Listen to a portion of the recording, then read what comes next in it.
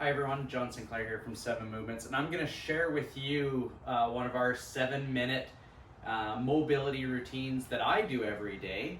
Give you a little background on myself. I've got low back pain, and I've been a low back pain sufferer for some time. I have some arthritis in my lower back, and so what I'm going to do is I'm going to show you one of the things that I do to keep my lower back from hurting, and to make sure that it's mobile and in the right possible space so that when I am going to exercise or do the activities that I love, my back isn't the limiting factor. So the first thing I'm going to show you, we're going to use a foam roller. If you don't have a foam roller, I'll show you what to do if you don't have a foam roller. But the first thing we're going to do is we're going to do what we call a rub and scrub technique. Now this is just a more layman's terms for osteofascial technique. So I'm going to just start this idea and talk as I get going. So the idea of osteofascial technique is creating friction on key bony areas of the body. So I'm using friction and a little, what we call like a little rub and scrub, to create friction and heat to these key spots. So right now I'm currently on the lower part of my lower back, kind of just below the spine on the sacrum bone, and over a couple key landmarks called the posterior superior iliac spines. Just these two bony prominence on the back of the sacrum and the back of the ilium bones.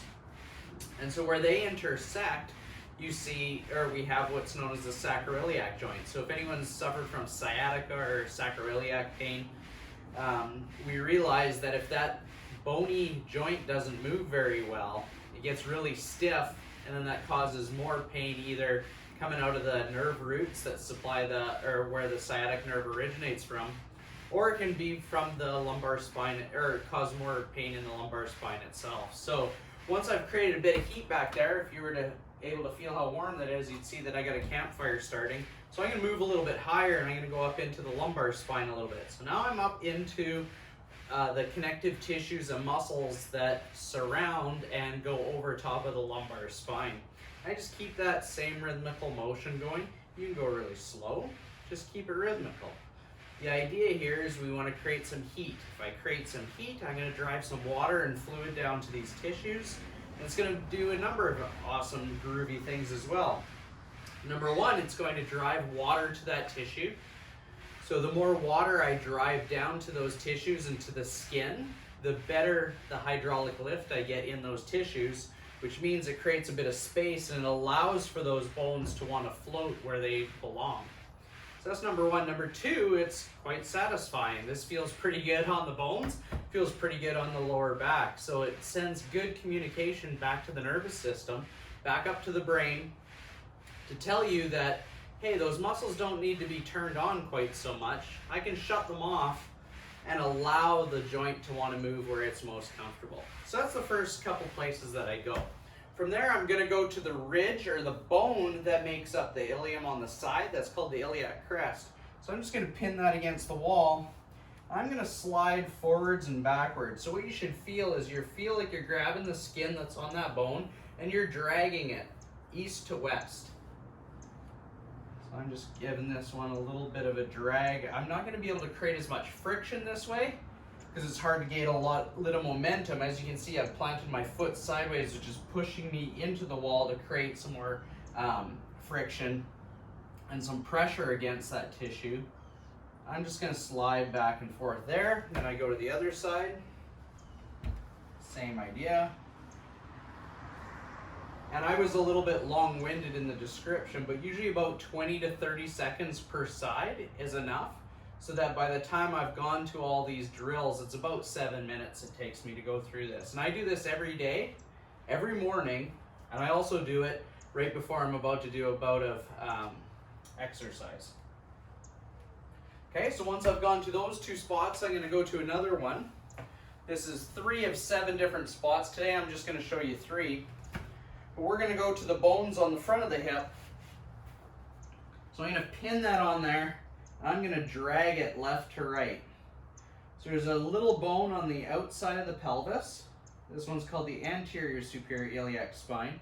If you palpate on the front of the hip, you'll find it. If you're rolling around on a foam roller right now like me, you'll know exactly where it is, because it's the most anterior bony part on the front of the hip. So You'll find this is very tiny. It's about the size of a dime or a quarter, depending on the size you are. But you'll know when you're on that bone. Okay, and then I'll go from the left side to the right side. Just shift the foam roller to the side a little bit. And away you go. Now, if you don't have a foam roller, you could execute all this the same way by creating friction any way you wish. So it could be my knuckles are creating the friction here, going up and down and side to side. Okay, it's not quite as effective as using a foam roller, but it still works. Now, after I've done a little bit of friction, the next thing I do is I want to mobilize that joint. Last week we showed you what some mobilizers the hips are, so we're going to go into a couple different ones. The first one's just to the front of the hip.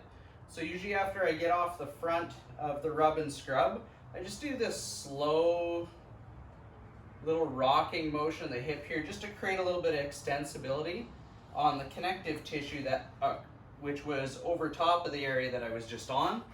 So I'll do that a couple times each direction, or on each side rather. And we can even start to turn the shoulders as we do it, so we can introduce some different connective tissue through the trunk as it goes to the hip. And then my lower back really likes that a lot. Okay, just adding a little bit of motion into the hips and back. Okay, and then we're going to go into a pigeon. So from here I'm going to do a rotational motion with this opposite side knee, and then I'm just going to drop my hip down towards the ground. This is going to help mobilize my sacroiliac joint. I was speaking a lot there, but you probably weren't able to hear the big crack. I had two big cracks that happened as a result of that one. So that's good, because that means we got some motion in that joint. That capsule needed to be released. So I'm just rocking back and forth.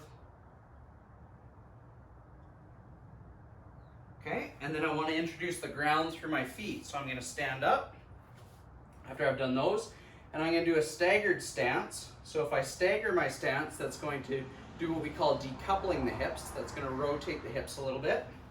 And from here, all I'm going to do is I'm just going to sit and reach forward. Sit and reach. Nice, slow, subtle motion here, and then I can reach to different sides. And that influences the hips and the lower back in a different way. Switch to the other side.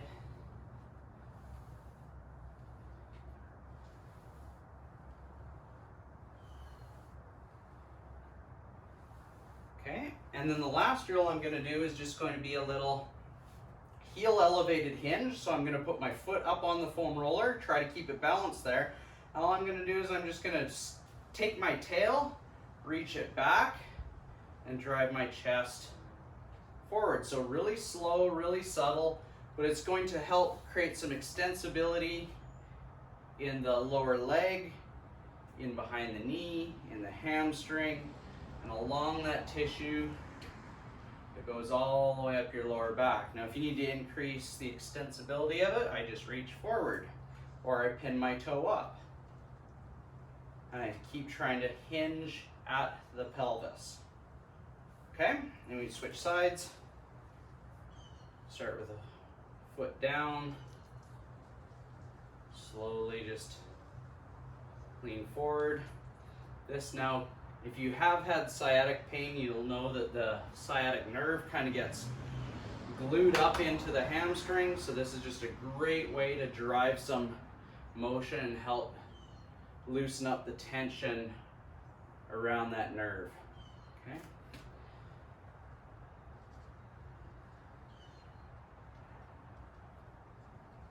Okay, and you could have your foot elevated on the couch, could be on the chair, could just be on a few sofa cushions. Anything that's just going to elevate that foot a little bit and just allow you to drive into the ground. You could just plant your heel right there and just drive your hip back. And that might be a more safe environment for you that really feels really nice for you. So there you go. There are your 7-minute morning. I hope you enjoyed that little video. let me know in the comments below and send us an email and let us know how much you really enjoyed that one.